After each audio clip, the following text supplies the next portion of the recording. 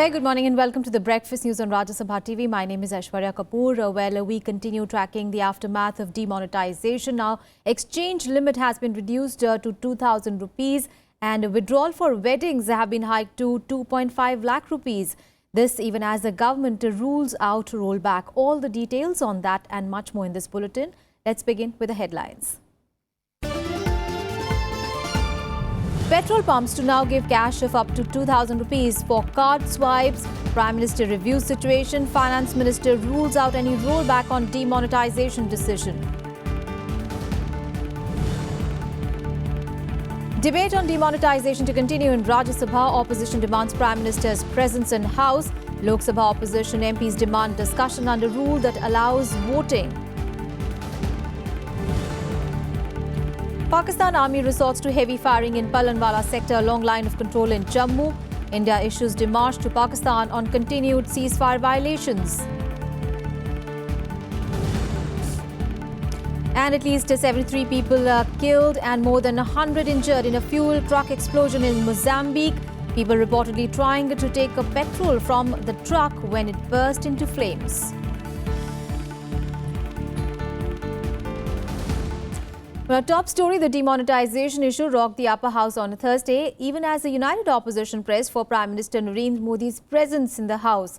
The government, however, stood its ground and defended the decision, instead hitting out at the opposition.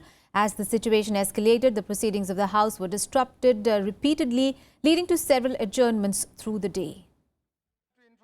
Opposition parties joined ranks in demanding a response from Prime Minister Narendra Modi on the hardships caused to people by the demonetization move. 0 hour was derailed as the Congress, TMC and BSP raised the pitch against the Prime Minister and rushed into the well of the House.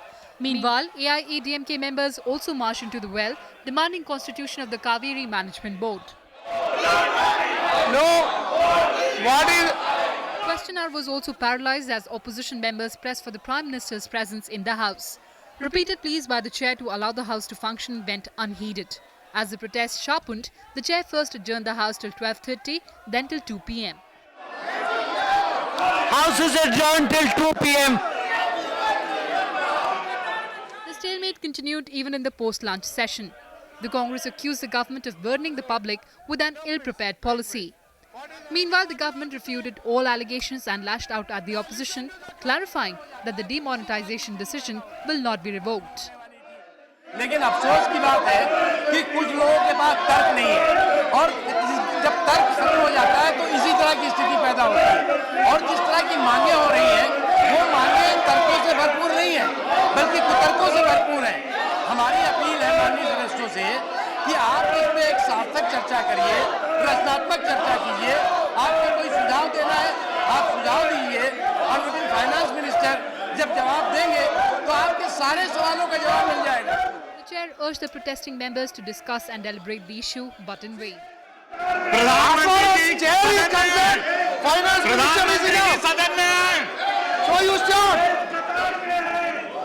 Sharp verbal exchanges were witnessed between the opposition and the Treasury benches. With no signs of reconciliation, the chair first adjourned the House till 3 p.m., then till Friday. Then I adjourned the House up to 3 p.m. With inputs from Vishal Dhaya, Kriti Mishra, Rajya Sabha TV.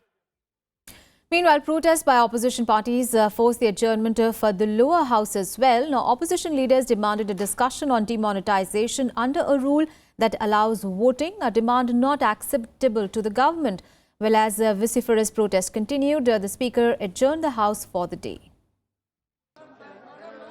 No legislative business could be transacted in Lok Sabha on day 2 of the winter session as a united opposition demanded a debate on demonetization under Rule 56, which entails voting.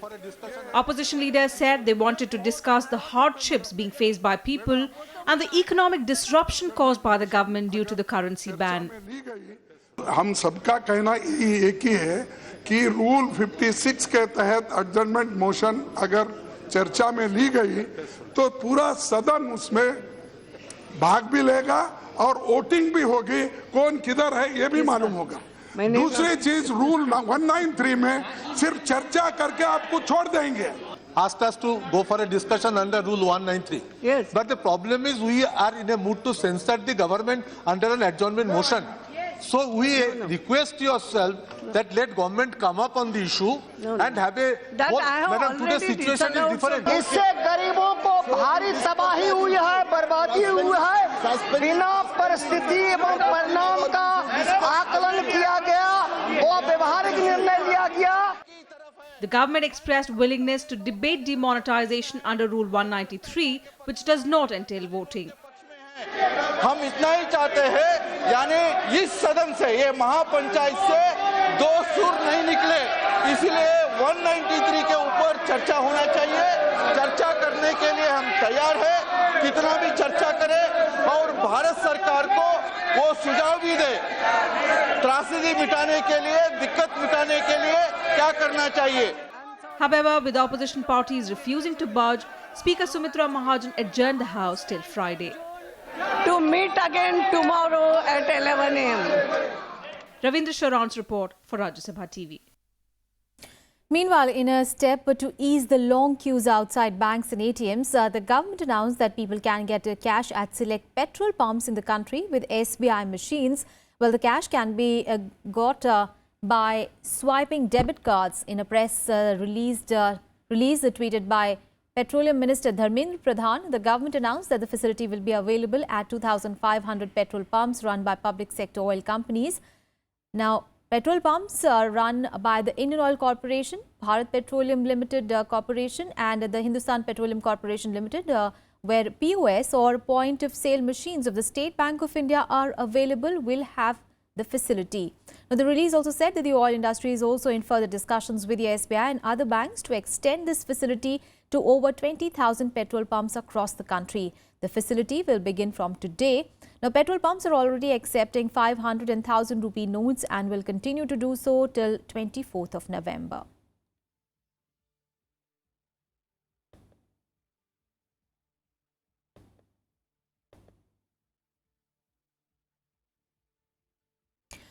And the Prime Minister reviewed the status of the demonetization exercise at a meeting of top officials of the government on Thursday. Well, officials of the PMO and the Finance Ministry were present in this meeting. The Prime Minister took stock of the availability of cash in banks and ATMs and other measures taken to ease the difficulties of the people.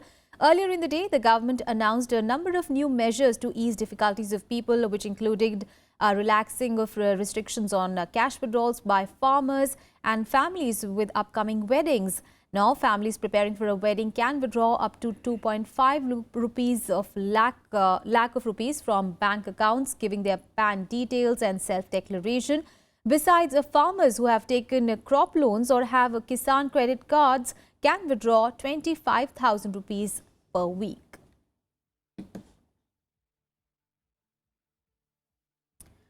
The Finance Minister Arun Jaitley has ruled out any possibility of a rollback in the government's decision to demonetize the 500 and 1,000 rupee notes. Now, he further said that there is no dearth of cash as the RBI has infused sufficient currency into the system.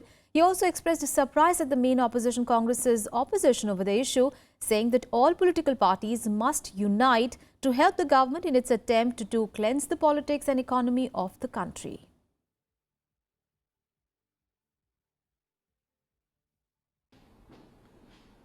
ATMs on a war effort are being recalibrated. Now their technicians are recalibrating something like 22,000 ATMs in a day. And therefore, in a couple of days, all ATMs will be distributing money. The Reserve Bank has provided more than adequate amount of currency to the currency chest. There are 4,000 of them in the country. There is absolutely no shortage. And there is a consistent supply which is taking place. Now, unnecessary panic is being spread, particularly by some individuals, and I didn't expect chief ministers of one or two states to join in this effort. I must say to the credit that most chief ministers across the country have not only supported this, but they have in a big manner used the apparatus of the state governments to support this entire move. And therefore, I would like to put my sense of appreciation as far as most state governments in this country are concerned. As far as Parliament are concerned, at day one we said we are ready for a debate. In the Rajya Sabha, the debate has substantially taken place. And the debate itself indicated that the opposition had very little to say. And I think, therefore, they developed cold feet and are now running away from a debate.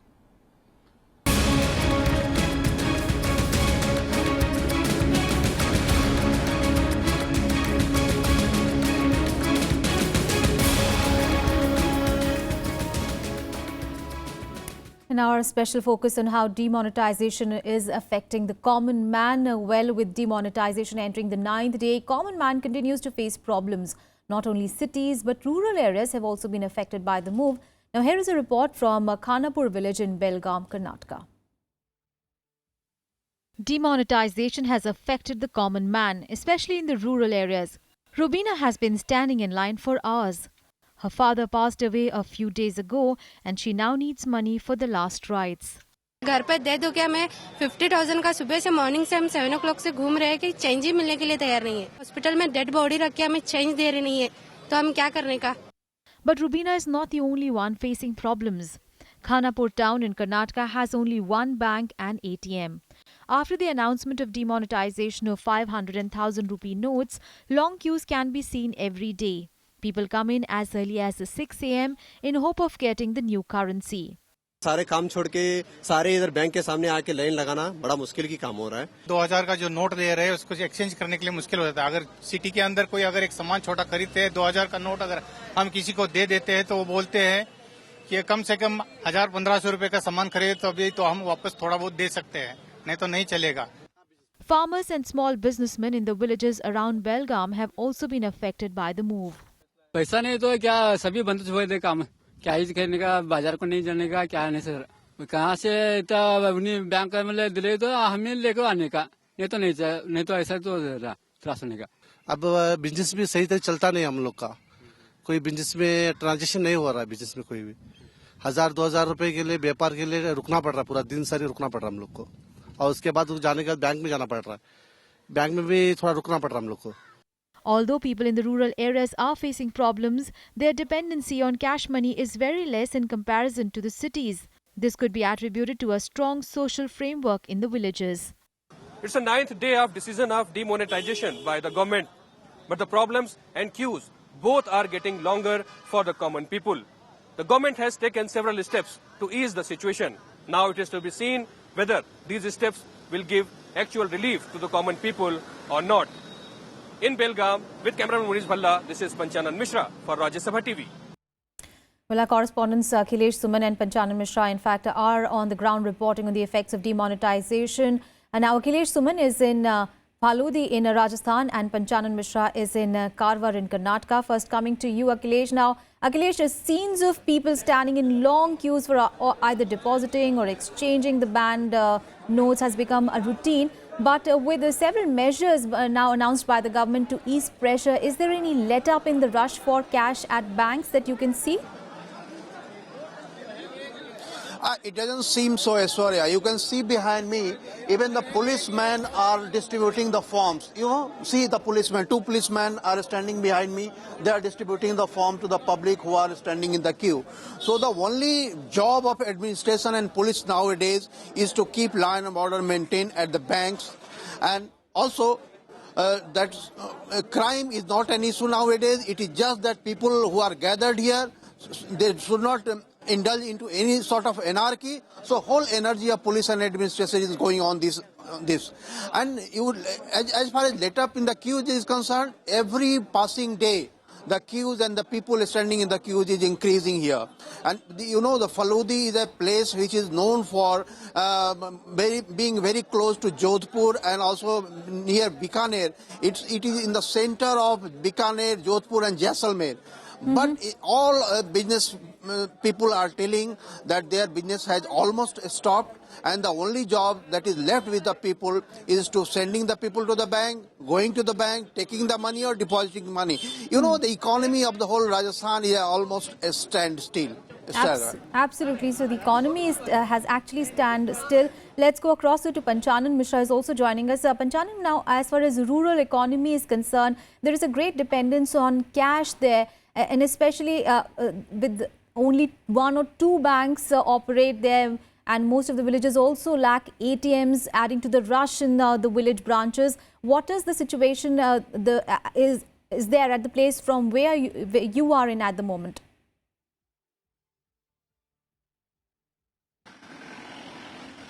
Yes, Aishwarya, this is right that in rural areas there are only one or two banks or ATMs there. That increases the pain of local peoples in case of withdrawing money from bank or ATMs. And sometimes the ATMs run out of cash in only 1 or 2 hours when it gets filled up.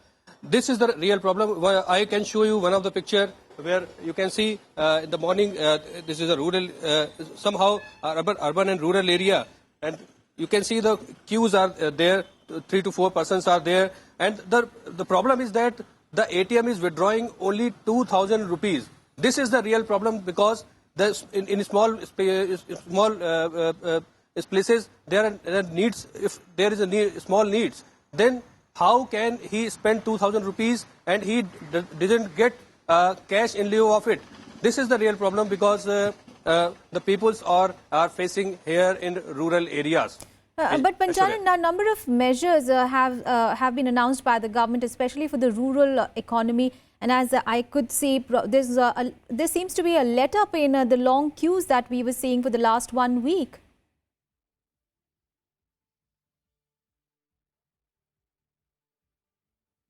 Yes, we've gone through so many rural areas. The problem is that the farmers and the local peoples who have marriages at their home want some big amount.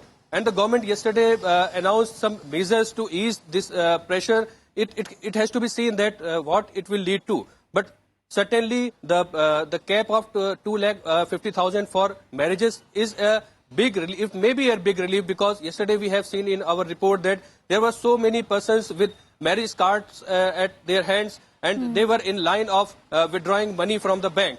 So the relief measures announced by the government may be good for the local people, but it has to be seen as the time passes. But the long queues are still there in urban areas and in rural areas also. All right, long queues are still there outside ATMs and banks because the situation obviously is different in urban areas as compared to rural areas, because in rural areas there are lesser number of banks, there are lesser number of ATMs, the drastically different picture. But we hope that with the number of measures that the government has announced for the rural economy especially, things are going to get better. Thank you so much, Panchanan Mishra and Akhilesh Suman, for joining us and giving us those details there.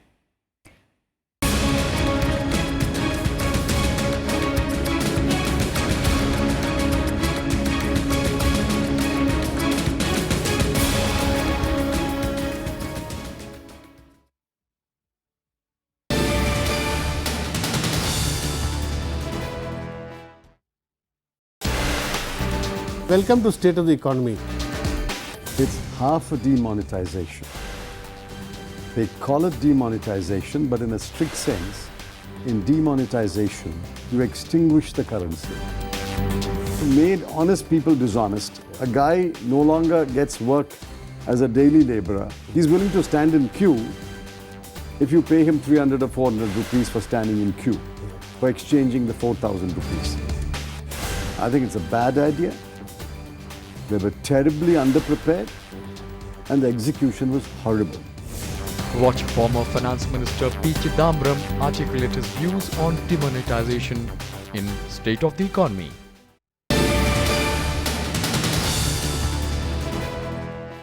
Welcome back. Now, Pakistani troops once again broke ceasefire violation as they resorted to firing along the line of control in the Palanwara sector of the Jammu district on Thursday. The unprovoked firing prompted a befitting response from the Indian Army.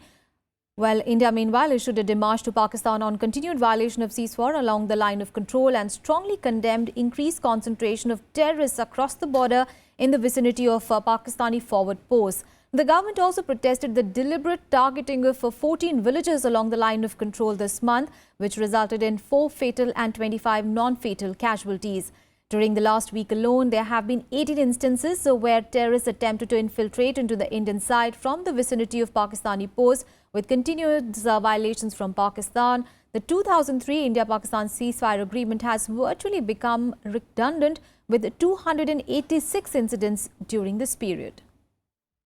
We also conveyed our strong condemnation of the increase in concentration of terrorists observed along the line of control in the vicinity of Pakistani forward posts.